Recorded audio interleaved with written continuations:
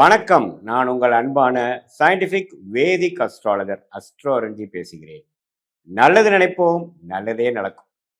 இந்த வீடியோவில் பாருங்க, நம்ம மேஷ ராசிக்காரர்களுக்கு ஆகஸ்ட் 2026 எத்தகைய ஒரு மாதமாக, பலாபலன்கள் நிறைந்த ஒரு மாதமாக இருக்க போகுதுங்கிறத சயின்டிஃபிக் வேதிக் அஸ்ட்ராலஜி முறையில் எதையும் மிகைப்படுத்தாமல் உள்ளது உள்ளவாறு ஒரு ஒரு கிரகம் ராசிக்கு இந்தந்த பாவங்களில் இருக்கும் பொழுது அறிவியல் சார்ந்த கலையான இந்திய வேத ஜோதிடர் அடிப்படையாக எந்த மாதிரி ஒரு கர்ம பலனை நமக்கு கொடுக்கக்கூடியது, நம்ம வாழ்க்கையில எந்த மாதிரி ஒரு தாக்கம் நமக்கு நடக்கும், வாழ்க்கை எந்த திசையில் மாறும் அப்படிங்கிற விஷயங்கள் அறிவியல் சார்ந்த ஒளி தத்துவ முறையில பரிகாரங்கள் மூட நம்பிக்கையில போகாமல் சயின்டிபிக் வேதிக் அஸ்ட்ராலஜி முறையில துல்லியமாக பார்க்க போறோம்.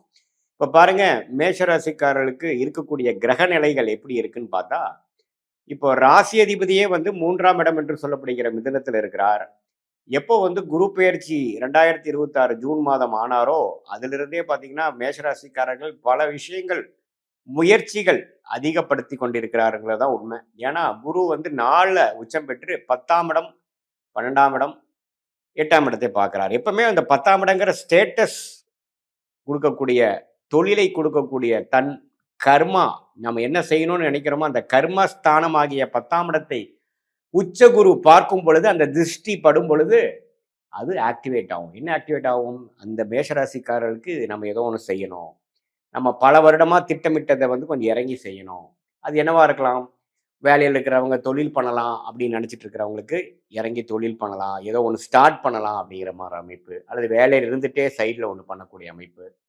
அதே மாதிரி இப்போ வேலைக்கெல்லாம் போலீங்க, ஓரளவுக்கு நடுத்தர வயதினர், அவங்க வந்து ஹவுஸ் ஒய்ஃபாகவே இருக்காங்கன்னு வச்சுக்கோங்களேன். அவங்களுக்கு இது மாதிரி என்ன அமைப்பு கொடுக்குன்னா, நமக்கு ஏதோ ஒரு ஹெல்த் ஃபிட்னஸ் ஓரியன்டான சில விஷயங்கள் பண்ணலாம். நம்ம சும்மா இப்படியே சோம்பேறியாக இருந்து என்ன பண்ணுறது, நம்ம ஏதோ ஒரு அடுத்த ஒரு கோல் செட் பண்ணி, ஒரு டார்கெட் செட் பண்ணி அதை நோக்கி நம்ம போகலாம், தன்னை நாம் அடுத்த லெவலுக்கு கொண்டு போகலாம்.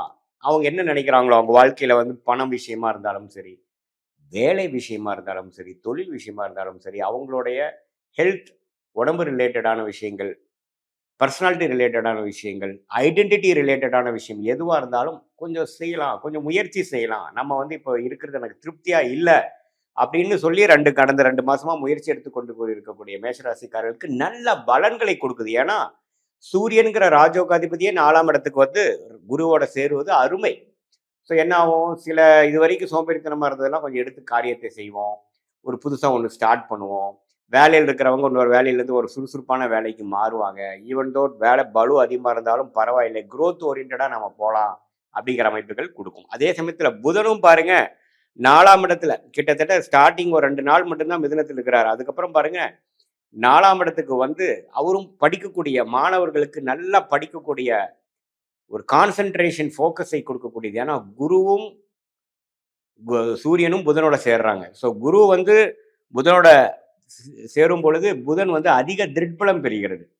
ஸோ இது மாதிரி காம்படிட்டிவ் எக்ஸாம்ஸ் எழுதணும்னு நினைக்கிற, அரசு உத்தியோகத்தில் போகணும்னு நினைக்கக்கூடியவர்களாக, நடுத்தர வயதினராக இருந்தாலும் சரி, இளையவட்டவர்களாக இருந்தாலும் சரி, மாணவர்களாக இருந்தாலும் சரி, அவங்களுக்குலாம் பார்த்தீங்கன்னா நல்ல டெக்னிக்கலாக நல்ல ஒரு புரிதல் கிடைக்கக்கூடிய அமைப்பு, அகாடமிக்கலாக சக்ஸஸ்ஃபுல்லாக வரக்கூடிய அமைப்பு, நல்லா மூளை வேலை செய்யக்கூடிய அமைப்பு, டாக்குமெண்டேஷன் அது மாதிரி துறையில் இருக்கிறவங்க, ஐடி, சாஃப்ட்வேர், ஆர்டிஃபிஷியல் இன்டெலிஜென்ஸ், இது மாதிரி என்னென்ன மூளை சம்மந்தப்பட்ட எலக்ட்ரானிக்ஸ், இது மாதிரி விஷயங்கள், டெக்னாலஜி ரிலேட்டடான விஷயங்கள் எல்லாமே பார்த்திங்கன்னா ஓரளவுக்கு நல்ல ஒரு பலாபலன்கள் நிறைந்த ஒரு மாதமாக ஆகஸ்ட் 2026 புதன் இது மாதிரியான சூரியன் சஞ்சாரங்கள் மூலமாக நல்ல ஒரு அமைப்பு, நிபுணத்துவம் கிடைக்கக்கூடிய அமைப்புகள் இருக்குது.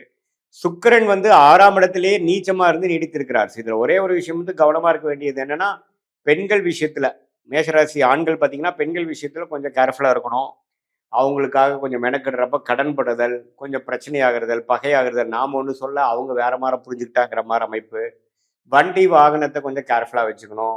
சேதாரம் ஆகுறதோ, ஒரு அடிபடுறதோ, சர்வீஸ் கொடுக்க வேண்டிய நிலைமைக்கு வர்றதோ அப்படிங்கிற மாதிரி விஷயங்களும் சுக்கிரன் 6ஆம் இடத்துல நீச்சமா மாதம் முழுவதும் இருக்கிறதுனாலையும் அந்த சனியின் பார்வை பெறுவதனாலையும் இருக்கு. ஸோ பெண்கள் ரிலேட்டடான விஷயத்துல நீங்க ஈடுபடும் பொழுது கொஞ்சம் கேர்ஃபுல்லாக இருக்கணும். ஏன்னா சுக்கிரனே 6க்கு போய் நமக்கு சனி பார்வை பெறும் பொழுது மேஷராசிக்காரர்களுக்கு இது மாதிரி புதிய தொடர்புகள் வரலாம்.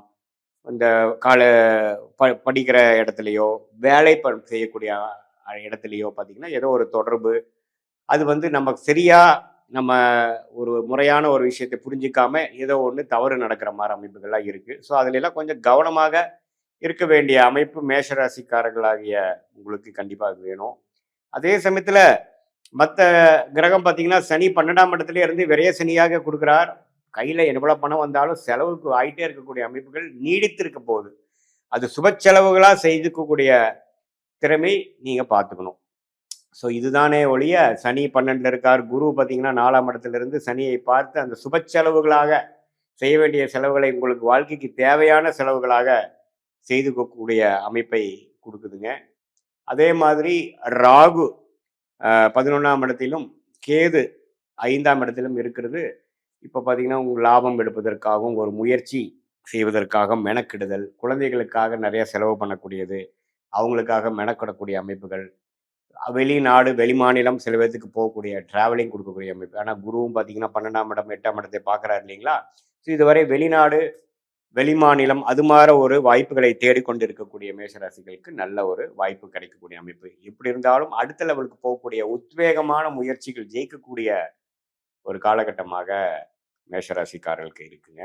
இது ஒரு பொதுவான பலனே தவிர, உங்களுடைய ஜென்ம ஜாதகத்துல எது மார தசாபுக்திகள் போயிட்டு இருக்கு, நீங்க எந்த லக்னத்துல பொறந்தீங்க, பிறந்த தேதி, பிறந்த நேரம், பிறந்த உரை வைத்து உங்களுடைய ஜாதகத்தை போட்டு, எது மாதிரியான அமைப்புகள் போய் கொண்டிருக்கிறது, உங்களுடைய இப்ப நம்ம பேசின தசநாதன், புக்திநாதன் வந்து ஜாதகத்துல இப்போ கோச்சாரத்துல எப்படி போயிட்டு இருக்கார், அடுத்து வரக்கூடிய ஷார்ட் டேர்ம், லாங் டேர்ம் எப்படி இருக்கு, எது மாரி திசையில நம்மளுடைய வாழ்க்கை திரும்புது, நமக்கு இருக்கக்கூடிய சாய்ஸ்ல எந்த சாய்ஸ் எடுத்துக்கிறது நம்மளோட ஜாதகத்துக்கு நல்லதாக இருக்கிறது, நம்ம கர்மாக்கு அலைன் ஆகுது அப்படிங்கிறத சயின்டிஃபிக் வேதிக் அஸ்ட்ராலஜி முறையில எதை வைத்தும் நம்ம எதையும் நம்ம மிகைப்படுத்தாமல், அருள்வாக்கு சொல்ற மாதிரிலாம் சொல்லாமல், ஒரு ஒரு கிரகமும் ஒரு ஒரு மாதிரி இருக்கும் பொழுது நம்மளுடைய 18 வருஷம் அனுபவத்துல எப்படி இருக்கு, பல்லாயிரக்கணக்கான ஜாதகம் பார்க்கும் பொழுது இந்த லக்னத்துக்கு, இந்த ராசிக்கு, இந்த தசாபுக்திகள் போகும்பொழுது எது மாற பலன்கள் நம்ம எதிர்பார்க்கலாம், எது மாற வாழ்க்கையை வந்து நம்ம திட்டமிட்டுக்கலாம், எது மாற ஒரு முயற்சிகள் போய்க்கலாம், எது நமக்கு ஆகாது, எது நமக்கு தகுந்ததாக இருக்குதுங்கிறத